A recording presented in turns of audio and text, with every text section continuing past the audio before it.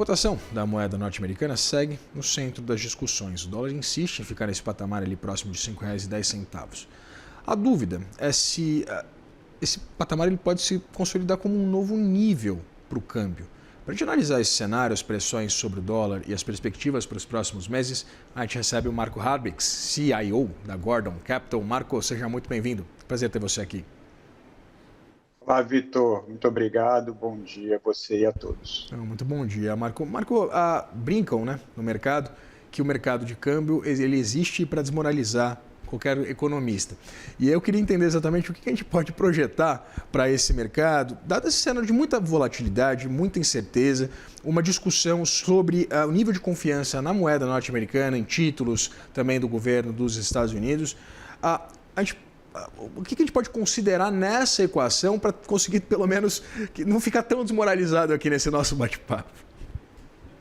Essa também tem aquela frase que é a famosa questão de 2 milhões de dólares, né? Então, acertar câmbio realmente é extremamente difícil. O que eu acho que a gente tem que levar em consideração são fatores que já existem há algum tempo, né? Oriente Médio, incerteza, a inflação lá nos Estados Unidos, que embora tenha tido uma queda, mas ainda está acima da meta, a gente tem os fatores aqui, mas a gente tem também, por um outro lado, em que o Brasil é um exportador de commodities, né? Então, a gente tem também uma expectativa ainda de entrada, a gente tem um diferencial de juros, o investidor estrangeiro ainda vê muita oportunidade aqui no Brasil, não só em bolsa, como também no diferencial de juros. Então, assim, a gente tem alguns pontos a levar em consideração, mas particularmente, Vitor, eu não vejo o câmbio dando altos picos, né? Vamos dizer assim, eu não vejo nem muita alta e nem muita queda. Eu acho que as incertezas, sim, geram um pouco essa expectativa, tanto é que a Bolsa de Chicago já bota quase como 70% uma alta nos juros lá fora, e aqui a gente vê também uma possibilidade de 0,25. Então, esse delta, né, do diferencial de juros cai um pouquinho.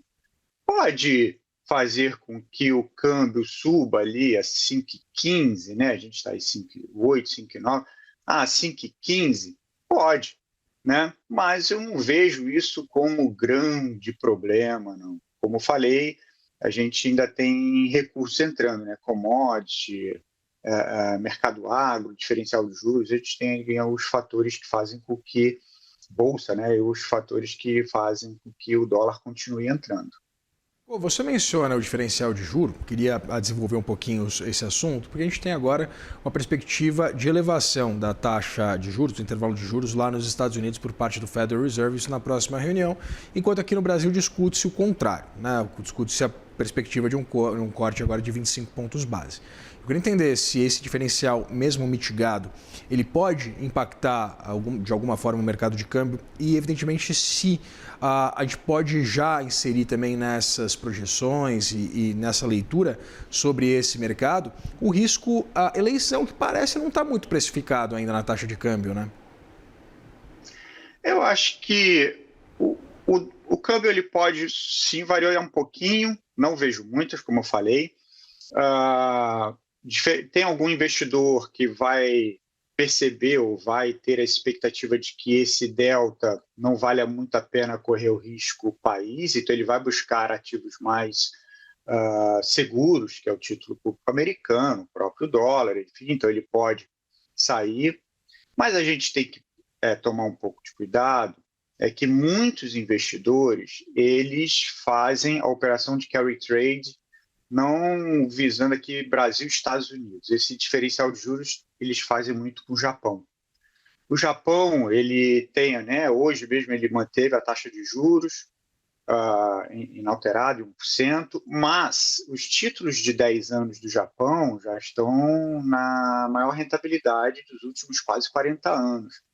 O que faz com que os investidores tenham que se desfazer de posições, né, no mercado global e pagar seus empréstimos lá no Japão para que eles possam honrar esse compromisso. Então, assim, eu vejo ainda o risco maior nesse sentido. Tá? A parte das eleições, assim, o mercado, o investidor estrangeiro, ele sabe que vai ser ou o Bolsonaro ou o Lula. Tá? Ele não vê, como é que eu vou falar, uma terceira via. Mas, independente de quem for eleito, né, ou reeleito Lula ou Flávio eleito, ele vê ainda oportunidades. Então, é por esse motivo que não está impactando ali o câmbio quando se vê uma pesquisa, Lula à frente, o dólar vai a 6, ou Flávio à frente, o dólar vai a 5. Não é esse sentido. O investidor estrangeiro não está vendo esse lado, ele está vendo as oportunidades, e tem oportunidades independente de quem vencer as eleições. A gente viu aquele incremento muito significativo da taxa de câmbio, né, do dólar frente ao real, principalmente quando houve uma constatação por parte do mercado de que não haveria ajuste fiscal durante esse governo, né, isso ao fim de 2024, quando a taxa de câmbio ultrapassa o patamar de R$6. E aí a gente teve exatamente essa mitigação, apesar de ter muita mudança estrutural do ponto de vista tanto de reforma estrutural, quanto evidentemente qualquer tipo de sinalização em torno de iniciativas que melhorem as contas públicas ou visem exatamente a melhora desse ambiente. Eu queria entender exatamente o que mudou, na verdade. Foi o mercado deixando a questão fiscal, o risco fiscal de lado, ou... enfim, na verdade foi uma mudança principalmente em relação ao dólar e não em relação à moeda brasileira? Olha, o investidor estrangeiro ele já sabe que se tivermos um Lula 4, não vai mudar em nada com relação ao fiscal, e pelo menos essa é a expectativa, né? Pode acontecer? Claro que pode, mas essa é a expectativa do investidor estrangeiro, ou seja, Lula 4 continua do jeito que está. Tendo uma eleição da oposição, pode melhorar. E aí eu acho sim que vai ter uma entrada maior de capitais, tá? E aí, consequentemente, uma valorização do real. Com relação a outras expectativas, isso já está meio que precificado, né? Justamente esse apetite pelo que o investidor estrangeiro ainda tem no Brasil. Então, assim, se a gente pegar diferencial de juros, ainda vai ter, mas se tivermos uma piora do fiscal, aí sim a gente pode ter uma saída maior de capitais. Isso impacta a parte longa da curva, né, aumento de juros e assim vai, né? Então, o próprio Gabriel Galípolo, ele fala isso nos seus comunicados, né, que a parte fiscal ainda é um grande motivo aqui de manutenção dos juros ainda altos. Pois é, né, Marco? E a gente tem acompanhado essa pressão na curva de juros norte-americana, principalmente, né, com os papéis de vencimento mais longo também bastante pressionados também por causa da guerra no Oriente Médio. E aí eu queria entender exatamente como, com esse contexto também que você menciona, principalmente desse patamar de juro mais elevado nos Estados Unidos, dinheiro caro rodando o mundo, a União Europeia também com taxas de juros apreciadas.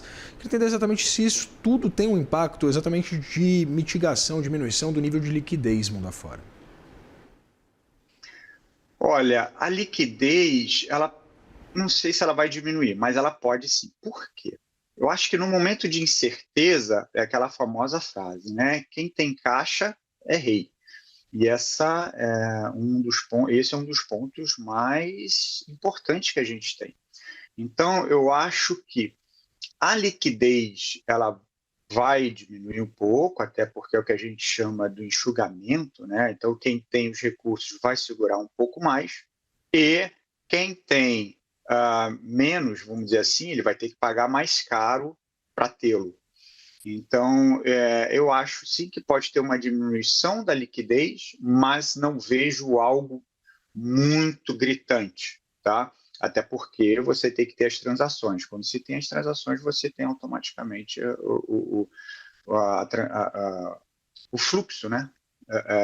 Indo pelo mercado. Conversei com o Marco Harbest, CIO da Gordon Capital. Marco, muito obrigado pela disponibilidade de conversar com a gente aqui no Money.